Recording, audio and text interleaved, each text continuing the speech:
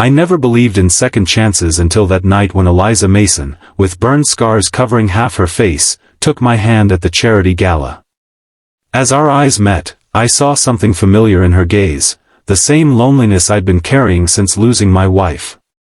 "I won't forget you," she whispered as the music ended. Neither of us knew then how those 4 words would change everything. If you're enjoying this story, please hit that like button and subscribe for more heartfelt content that reminds us all that beauty exists beyond what the eye can see. The invitation arrived on a Tuesday, tucked between bills and junk mail. Gold embossed lettering on cream cardstock, the annual Mason Foundation Charity Gala. I almost tossed it with the rest of the mail. Single fathers of 7-year-olds don't typically attend black tie events, especially not mechanics like me who spend their days covered in grease and motor oil. "What's that, Dad?" My daughter Lily peered over my shoulder, her curious eyes widening at the fancy invitation. "Nothing important, sweetheart. Just a fancy party I'm not going to." Lily took the invitation from my hands, examining it with the serious concentration only a child can muster. "It says you're specially invited because you fixed Mr. Mason's vintage car. And look, it's for children's hospitals." Her eyes lit up. Mom was a nurse at a children's hospital. The mention of Sarah, gone 3 years now to cancer, still felt like a fresh wound. I swallowed hard. Yes, she was. "Then you have to go, Dad. For Mom." I looked at my daughter's determined face and knew I'd lost this battle before it had even begun. The Mason name was legendary in our city. Richard Mason had built a tech empire from nothing, becoming one of the wealthiest men in the state. I'd met him briefly when he brought in his 1967 Mustang for restoration, a job that had kept my struggling garage afloat for months. He was surprisingly down-to-earth for a billionaire, often stopping by to check on the progress, sometimes bringing coffee for my small team. What I knew about his daughter came mostly from local gossip. Eliza Mason had been in a terrible fire as a teenager that left her scarred. After years abroad, she'd returned to work for her father's company, but rarely appeared in public. Some said she was brilliant but bitter. Others claimed she ran the company from the shadows while her charismatic father remained the face of Mason Tech. The night of the gala arrived too quickly. I stood before the mirror, adjusting a rented tuxedo that felt like a costume. Lily sat on my bed, swinging her legs and offering unhelpful fashion advice. "Mrs. Rodriguez will be here any minute to watch you," I said, attempting to tame my unruly dark hair. "I still think I should come," Lily pouted. "I have a pretty dress." "Next time, kiddo. This one's past your bedtime." The grand ballroom of the Mason estate took my breath away. Crystal chandeliers cast a warm glow over marble floors and floral arrangements taller than me. Waiters glided between guests carrying champagne flutes and hors d'oeuvres I couldn't pronounce. I accepted a drink and retreated to a corner, feeling painfully out of place among the city's elite. "You look about as comfortable as I feel at these things." I turned to find Richard Mason himself, impeccable in a custom tuxedo that probably cost more than my car. "Mr. Mason. Thank you for the invitation." "Jack, please, it's Richard. And thank you for coming. That Mustang you restored is running better than when it was new." He clapped my shoulder. "I wanted to introduce you to someone, actually. My daughter's been asking about the man who brought my favorite car back to life." Before I could respond, he was guiding me through the crowd toward a woman standing alone near the orchestra. She wore a floor-length emerald gown, her auburn hair swept over one shoulder, partially obscuring the left side of her face. "Eliza, this is Jack Donovan, the mechanical genius I told you about."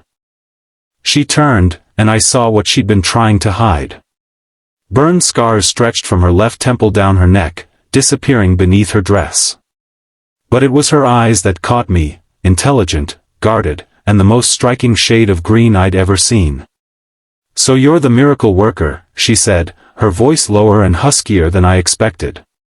"Dad hasn't stopped talking about that car since you fixed it." I found my voice. It was a labor of love. Cars like that deserve to be on the road, not gathering dust. Something in her expression softened. I agree. Things shouldn't be hidden away just because they're damaged.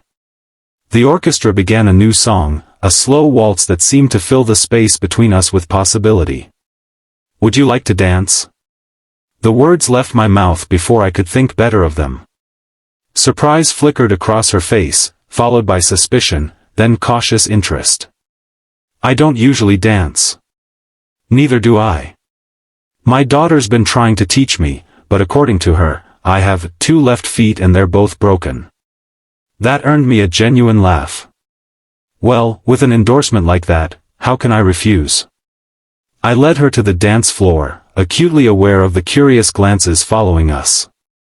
Eliza Mason hadn't danced publicly since before her accident, according to the whispers that reached us. Everyone staring, I murmured as I awkwardly placed my hand at her waist. They always do, she replied, her chin lifting slightly. Does it bother you? Only if it bothers you. We moved slowly, finding our rhythm. I was hyper-aware of her scarred skin beneath my fingers, not because it repulsed me, but because I sensed how rarely she allowed herself to be touched there. Your father mentioned you asked about me, I said, trying to distract us both from the attention. I was curious. Dad doesn't usually take to people so quickly. She studied my face. You're not what I expected. What did you expect? Someone more, impressed by all this. She gestured vaguely at our opulent surroundings. Oh, I'm impressed. Terrified might be a better word. I fix cars for a living. The fanciest event I've attended in years was my daughter's school play. You have a daughter? Something in her expression changed. Lily. She's 7. Too smart for her own good and convinced she's going to be both an astronaut and a veterinarian. And her mother? Cancer. 3 years ago. Eliza's hand tightened on my shoulder. I'm sorry. Me too. I took a breath. What about you? Your father mentioned you've been abroad? Paris, then London. I ran our European operations. Her eyes darted away. It was easier there. People didn't know my story. And what is your story, if you don't mind me asking? The music swelled around us as she considered my question. House fire when I was 16. I went back in for our family dog. A sad smile touched her lips. Heroic and stupid, according to the doctors. Did you get the dog out? I did. Rusty lived another 5 happy years. Then not stupid at all. As the song ended, she leaned closer. I won't forget you, Jack Donovan, she whispered, her breath warm against my ear. Then she slipped from my arms and disappeared into the crowd, leaving me standing alone on the dance floor, wondering what had just happened. I didn't expect to see Eliza Mason again after that night. Our worlds were too different, our lives running on parallel tracks that had momentarily, inexplicably crossed. But 3 days later, a sleek black car pulled up outside my garage just as I was closing for the day. Mr. Donovan. Eliza stepped out, dressed in a simple blouse and tailored pants, her hair again arranged to partially cover her scars. I hope I'm not interrupting. Not at all. I wiped my greasy hands on a rag. And it's Jack, please. Jack. She smiled, and something in my chest tightened. I have a car problem I thought you might help with. I raised an eyebrow. The Mason family has a fleet of mechanics on call, I imagine. Yes, but none of them have 2 left feet that are both broken. Her smile widened. Besides, this is a special case. She led me to the car, a battered old Jeep Wrangler that had seen better decades. It was my first car, she explained, running her hand along the faded hood. I drove it all through high school, before. She didn't need to finish the sentence. It's been sitting in our garage for years. I'd like to get it running again. I circled the vehicle, already cataloging what needed to be done. It'll take time. And parts for this model can be hard to find. I'm not in a hurry. She met my eyes. And I'd like to help, if that's possible. I used to work on it with my grandfather before he passed. That was how Eliza Mason, heiress to a tech fortune, began spending her Saturday afternoons in my garage, dressed in overalls, learning to rebuild an engine. Lily was suspicious at first, circling Eliza like a cautious cat, but by the third weekend, they were thick as thieves. "Your daughter doesn't stare," Eliza said quietly one afternoon as we worked side by side, Lily occupied with homework in my small office. I told her it's rude. It's not just that. Eliza's hands stilled on the carburetor she was cleaning. She looks me in the eye. Most children can't help themselves, they look at the scars first. I set down my wrench. Lily's mother was a pediatric oncology nurse. She grew up around kids who looked different because of their treatments. She learned early that what matters is inside. Eliza was quiet for a long moment. Sarah must have been an extraordinary woman. She was. I swallowed against the familiar ache. Lily is so much like her sometimes it takes my breath away. You still miss her very much. It wasn't a question, but I answered anyway. Every day. But it gets, not easier, exactly. More familiar. The grief becomes part of you, like a scar. She looked up sharply, and I immediately regretted my choice of words. I'm sorry, I didn't mean. No. She shook her head. It's a perfect analogy, actually. Scars remind us where we've been, but they don't have to dictate where we're going. She smiled faintly. At least, that's what my therapist keeps telling me. As weeks turned to months, the Jeep slowly transformed from a rusted relic to a vehicle that might actually run again. And something else was transforming too. The careful friendship between Eliza and me was deepening into something neither of us had named yet. She began joining us for dinner after our work sessions, bringing takeout from restaurants I could never afford. She helped Lily with science projects and introduced her to coding games.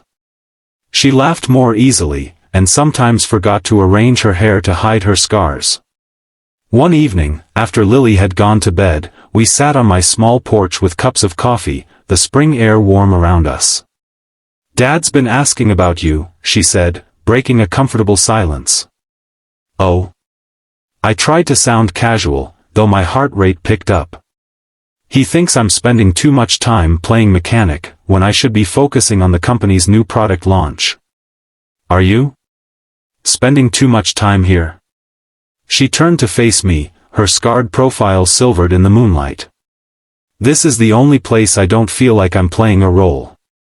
CEO's daughter. Burn survivor. Reclusive heiress. Here, I'm just Eliza. You've always been just Eliza to me." Her eyes searched mine. "Have I?" I set down my coffee cup and took a breath. "No.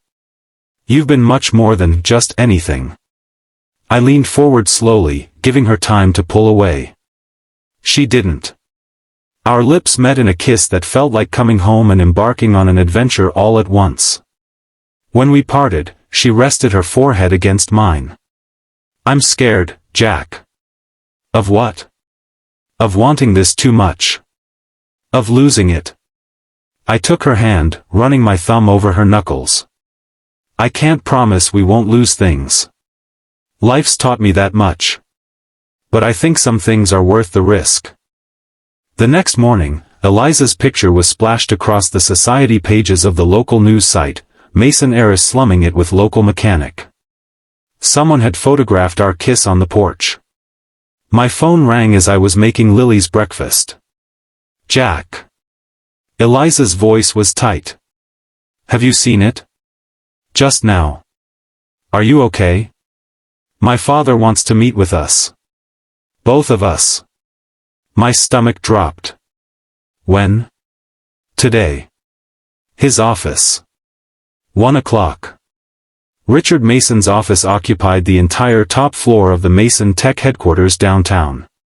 Floor-to-ceiling windows offered a panoramic view of the city, making me acutely aware of how small my world was compared to theirs. He didn't stand when we entered, just gestured to the chairs across from his massive desk.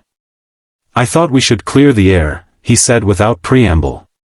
This morning's gossip was unexpected. Eliza sat ramrod straight beside me.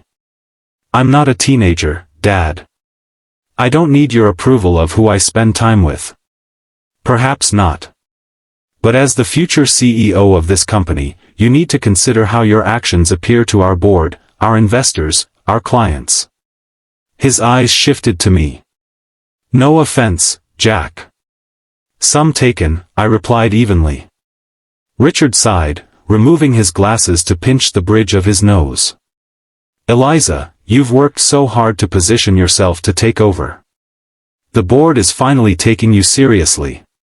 This distraction comes at a critical time." "Jack isn't a distraction." Eliza's voice was steel. "He and Lily are important to me." "And the timing? Just as you're being considered for CEO? You don't find that suspicious?" I felt like I'd been punched. "You think I'm after her money?" "I think opportunists come in many forms. Some don't even realize they're opportunists." "Dad!" Eliza stood, her face flushed with anger. I placed a hand on her arm. "It's a fair question." I turned to Richard. "Sir, with all due respect, I was doing just fine before I met your daughter. My garage isn't fancy, but it pays the bills. I own my home. I provide for my daughter. I don't need or want Eliza's money." "Everyone wants money, Jack." "No. Everyone wants security. I have that. What I wanted, what I never expected to find again after my wife died, was a connection with someone who sees me for who I really am." I stood to leave. "But I won't come between Eliza and her future. That's her decision to make." I walked out, my heart pounding in my ears. I made it to the elevator before Eliza caught up to me. "Jack, wait." She grabbed my arm. "I'm sorry about my father. He's protective, but he'll come around." "Will he? Or is he right? Are we kidding ourselves that this could work?" Her eyes flashed. "Don't you dare use my father as an excuse if you want to end this." "I don't want to end anything. But I need to know that you're sure. Your world and mine, they're different planets. Do you think I care about any of that? The money, the company?" She gestured around us. "This has never made me happy. You and Lily, working on that ridiculous Jeep, having dinner at your kitchen table, that's the first time I've felt like myself since the fire." The elevator arrived with a soft ding, but neither of us moved. "I love you," she said, the words hanging between us. I didn't plan it. I didn't want it. But there it is. I pulled her to me, not caring who might see. "I love you too. God help me, but I do." 2 weeks later, we finally got the Jeep running. The three of us, Eliza, Lily, and I, cheered as the engine roared to life, belching a cloud of smoke before settling into a steady purr. "Can we go for a ride?" Lily bounced on her toes, her face smudged with grease. "Absolutely," Eliza grinned, tossing me the keys. "Your dad should drive first, though. He did most of the work." "We all did it together," I corrected, helping Lily climb into the back seat. We drove with the top down, the summer air whipping around us.